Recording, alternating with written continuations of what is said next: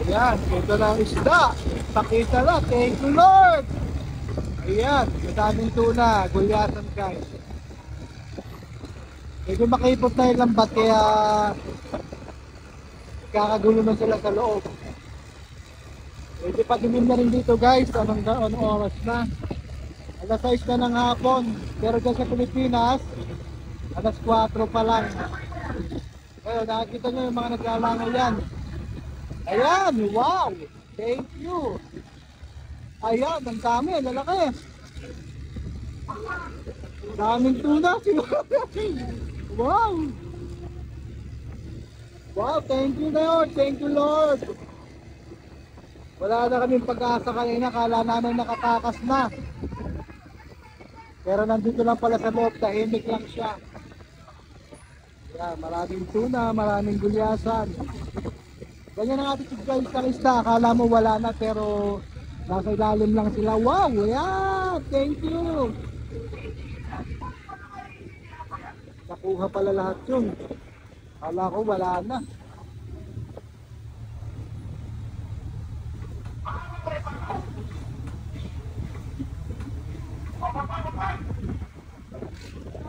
Meeting na guys pagka makipot na. Si Bangis na lang po, magandang gabi sa inyo dyan. Ayan guys, kita-kita na nga. Ang inibabaw na yung isda. Tumiikot na sila dyan sa loob ng malambat natin. Medyo makipot na kaya medyo nasisikipan na sila. Kaya pagka lumutan, kita nyo talaga sila.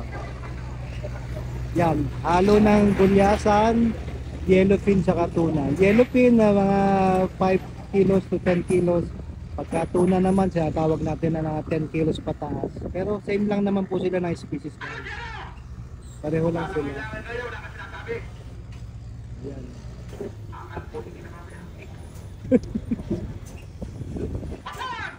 At yun ang mga yellowfin, tuna. Yan. Oh, lumapit sa atin. Wow. Buhay na buhay, live na live guys.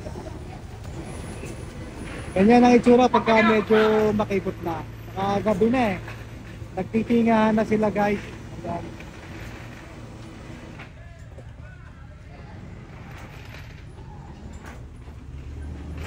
Nangingibabaw na sila, nagsisikip na sa ilalim, kaya ganyan.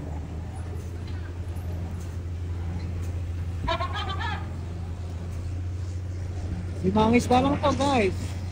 Ano lang siya eh.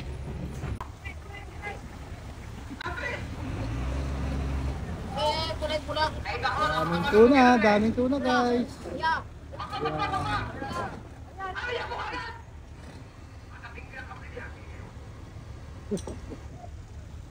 Ayan. Maganda panoorin pag kita-kita mo yung mga live na tuna. Ayan guys oh. Madami-dami to. Hapon na kami umarya, so ngayon nasa anong oras na kami ngayon. Madaming tumiting nga guys pagka ganito.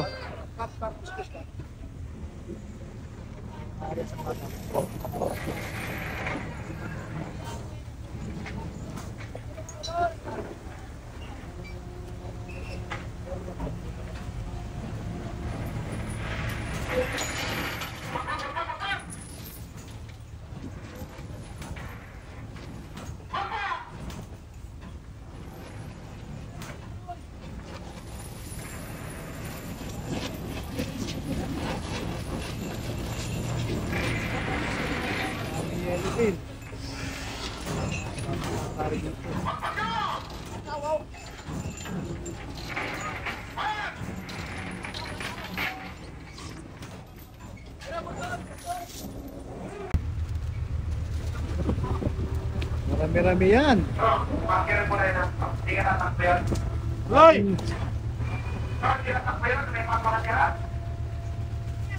Daming tuna. Hoy! I-estimate ang ating mga 2,000 daw. So mga 60 tons. Mga 60 tons pataas siguro guys. Okay na okay. Lumipat kami kanina, hindi na ako nag-video guys eh. Mga limang grupo nakita ko dito kaninang hapon.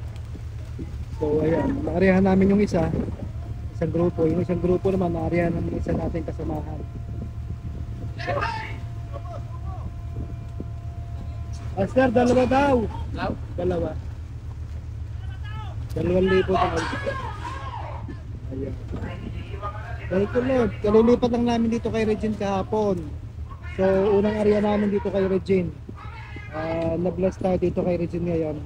Thank you Lord.